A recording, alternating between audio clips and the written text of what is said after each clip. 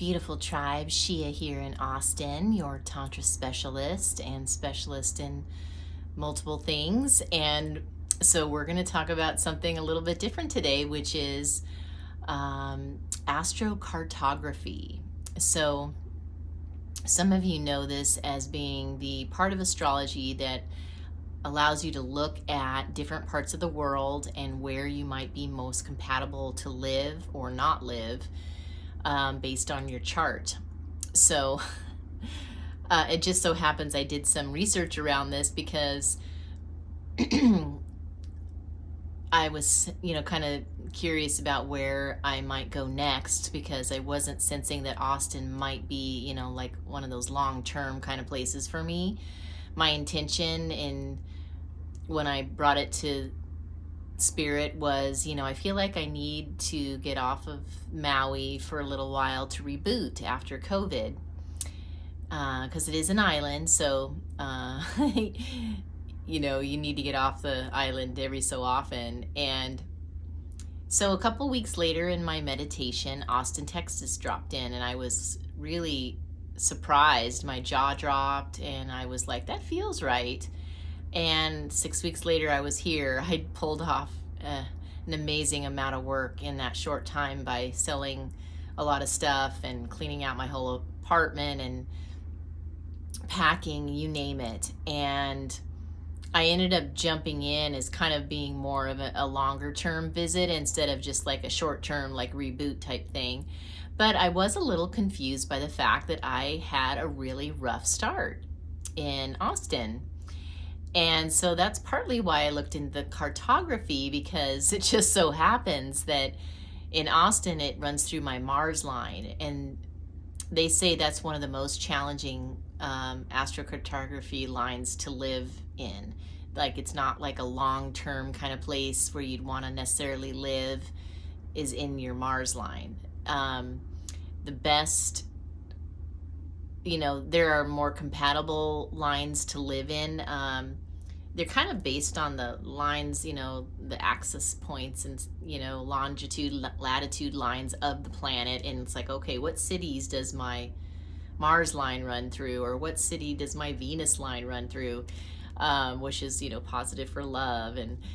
And so, the compatible ones that are kind of more friendly are like where your Jupiter line is, your Venus line, and then your moon line is the best arrangement that you could have, which just so happens I found out was where Maui was for me. I always felt very supported there. It had a feminine vibe, which the moon, it does have, and that makes sense. And so I don't know, it worked for me, even though a lot of times the islands don't work for people long term. For me, it was because of being in my moon line, and so just a really compatible place for me. And yeah, I felt really blessed, because 18 years is a long time to be in Hawaii. Almost 2 decades, coming from California. And so that made a lot of sense. And then coming here and then finding out that this is in my Mars line, it's like literally the opposite of, being in your sun line is also a positive one, but being in your Mars line is quite like extremely at the other end of the spectrum compared to being in a moon energy. So I was going to share about my experience of how I'm, experiencing that Mars line thing, which, honestly, it has really helped just knowing that. Something about knowing that, I just kind of went, wow, that explains a lot. Because being led here, I was confused. I was like, gosh, I am having such a hard time. Why was I led here, And of course, it's important to remember that there are pros and cons to everything. A lot of times when you have a really good thing happen in your life, you also have somewhat of an equally negative thing happen in your life at the same time. There's this universal law around how there is pros and positives or cons or negatives to every decision and every situation, every person, every place, you name it. So Mars is known for being the god of war. Mars rules Aries, I guess, and Aries is the god of war, I believe is how it goes. And so, there's just a lot of fiery energy around Mars. It represents our inner masculine, and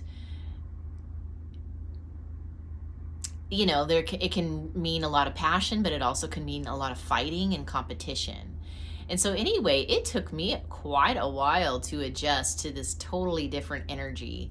Moon energy is very feminine. I happen to be the most feminine sign in the zodiac of Pisces. I also have my Pisces in Venus and my North Node, so I am a true Pisces woman, embodied. And so to be in my Mars line was not really making my Pisces part of me very happy.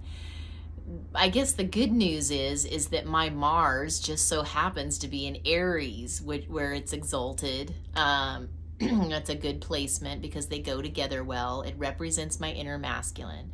So naturally, I am finding that, I guess, in contrast to what I was experiencing before in Maui, where I was wearing lots of sundresses and bikinis and,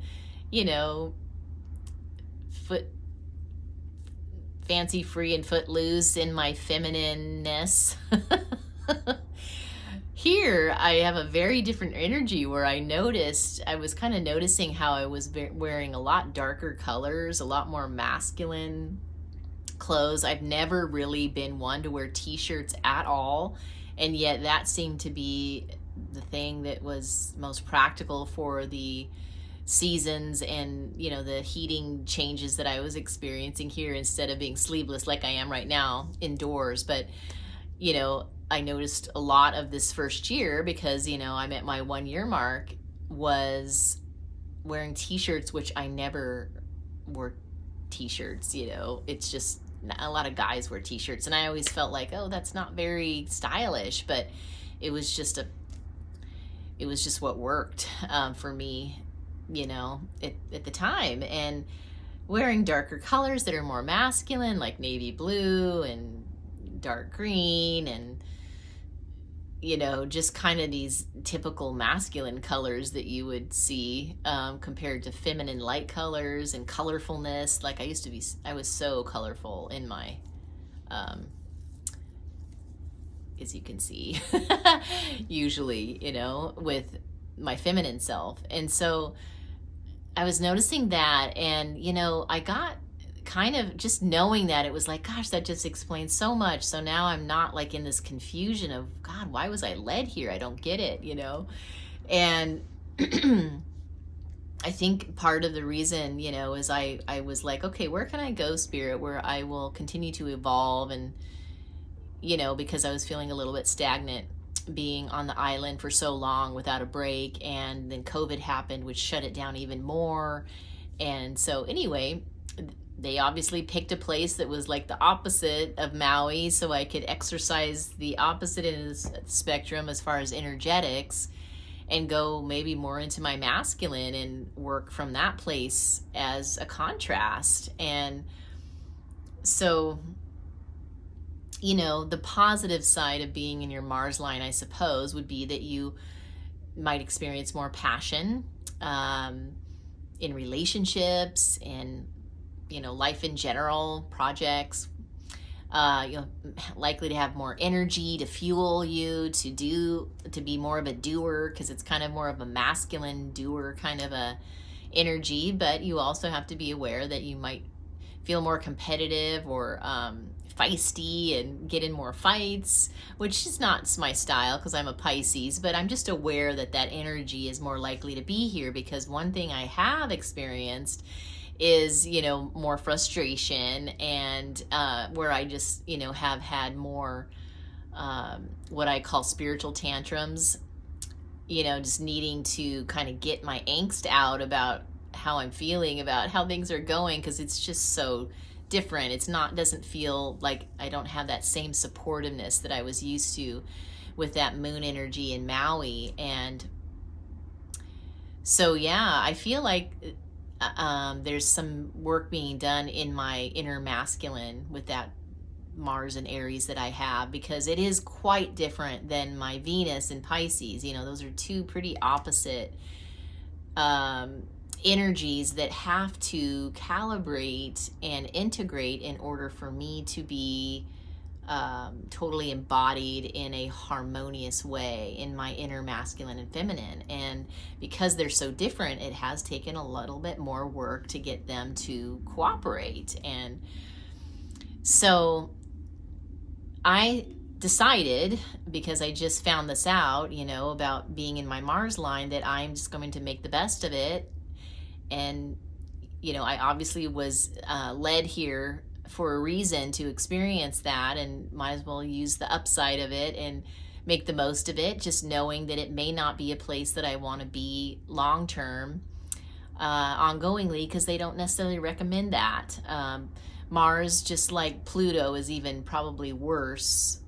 Well, people have different opinions about this. I had someone say they felt the Mars was the worst alignment. Pluto is also, or Saturn, you know, maybe not recommended for long term, because, you know, you're more likely to have accidents and have just weird things happen that might not be as safe, or more likely to take place and such. So, but, you know, they can change things up for sure and give you a different experience in life if you need that. And at any rate, I am aware that, you know, it's an experience that almost makes me feel like, gosh, if I can survive living in Mars energy, I can survive anything. Because I did not feel a welcome from Austin, Texas when I arrived. In general, I was kind of on my own. Thank God I had a place to land to just get my bearings and figure it out, because I needed that in order to calibrate and kind of almost nurse myself back into health after kind of a shocking landing, because it was not what I expected. It does feel like a very masculine place to me. I'm experiencing it that way because I'm used to California and Maui coastline with the ocean, and, you know, a lot of beautification, a lot more nature and foliage and flowers, and, you know, there's a lot more of a curated environment in those places because they value having a charming atmosphere, charming streets and storefronts and so forth. Whereas Austin is mid-America, and, you know, the streets that have all the businesses on them are not very charming at all. They're very industrial feeling to me. And you have to drive to get to a nature spot in order to feel like you're in any kind of a place that even remotely resembles California or Hawaii. So the beautification thing is not really happening here. It's probably just a bit more of a rugged atmosphere where cowboys used to live, and you know, a different way of life, and it feels like it needs a woman's touch, honestly. And like it would be great if they planted a bunch of trees and flowers to kind of balance things out and bring some, you know, charm into the place. But anyway, I just thought I would share that, because, you know, if you are living in a place that you are kind of feeling like, God, I just thought life would be better, you know, or different, or I'm kind of surprised I'm not thriving more, you might want to look up your astrocartography and see which of your lines is running through that city that you're in. And, you know, it may be a city that most people absolutely adore, like Austin, but for you, it just doesn't work. You know, it might be that Maui is in your Mars line or your Pluto line, and it's just not a good idea for you. And you're like, gosh, how come I'm not digging Maui like everybody else?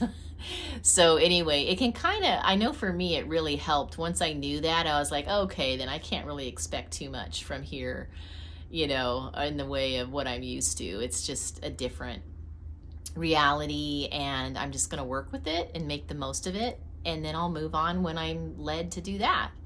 And then you can actually intentionally pick places that are in your moon line, if that's what you want, that tends to be a favorite. And there's also the Jupiter line, Sun line, Venus line. If you're maybe looking for love, it's more likely to happen in those places. It's very fascinating to look around the world and see where you are compatible. You know, it might be that Monte Carlo just happens to be a great spot for you, and yet you would never know, because it just so happens that your Jupiter and your Sun line goes through that same city, and that's a double positive for you. So if you are in a position of kind of feeling antsy and restless, like you feel like you're meant to go somewhere else and you're not really sure where that would be, then you can look at that chart for free on astro.com, put in your birth information, and from your astrological chart it will put out a map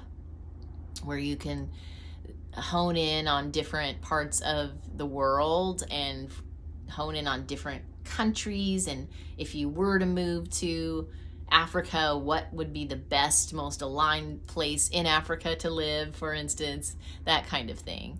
So I have friends that, you know, we're into all this stuff, and they make decisions based on what they find out in their astrocartography. And it is kind of advanced. Like, I have been listening to some people who actually do that for a living, and it's actually quite layered and nuanced. And so there is a lot more to it than just what astro.com has to say. That's just a basic starting point. And then you might want to actually seek out a reading from someone who can go a little bit deeper with you and maybe hone in on some of the positive ones that you know are good for you, supposedly, and then have them go deeper with those and give you more information. I know that part of the reason why I'm experiencing this in Austin right now is I also, Pisces, you know, has gone into the sign of Saturn, which is not the easiest thing either. That is not a favorite. It's one of the most challenging ones.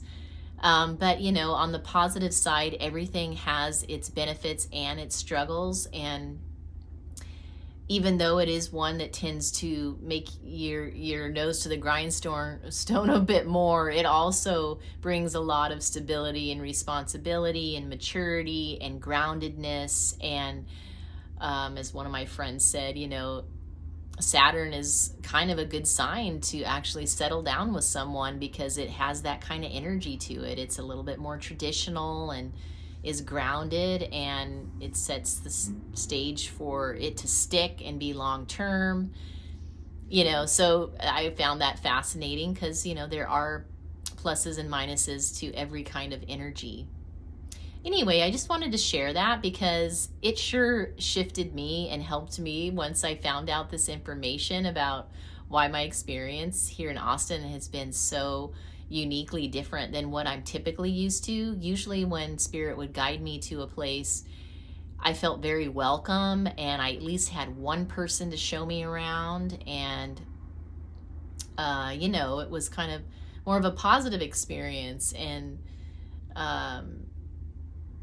you know, here it's been kind of more like a boot camp, I would say, and I'm just grateful for everything that I have gained from being here 1 year already. I did have a beautiful man offer for me to house sit for him in the first several months, which helped me get my bearings before having to really start paying all, you know, my house bills in my own place here. So that was nice to kind of take some of that pressure off in the beginning, when I was literally just figuring everything out on my own, where everything was, you know, plugging into community, figuring out my routine, and where I work out, and where my women's group would be, and, you know, all these things that when you move to a new place, you set up from scratch. And I did. I set up this house totally from scratch. Because when you move from an island, you just come with suitcases and that's it. And so I also remember Spirit telling me in closing, I'd just like to say that they said, you know, you're in your Mars line, but look at how it's been this whole year. I mean, it could have been a lot worse. You're still alive. You've still gained a lot of positive experiences. They were reminding me that, you know, there's definitely pluses to this. You haven't like completely sunk or, you know,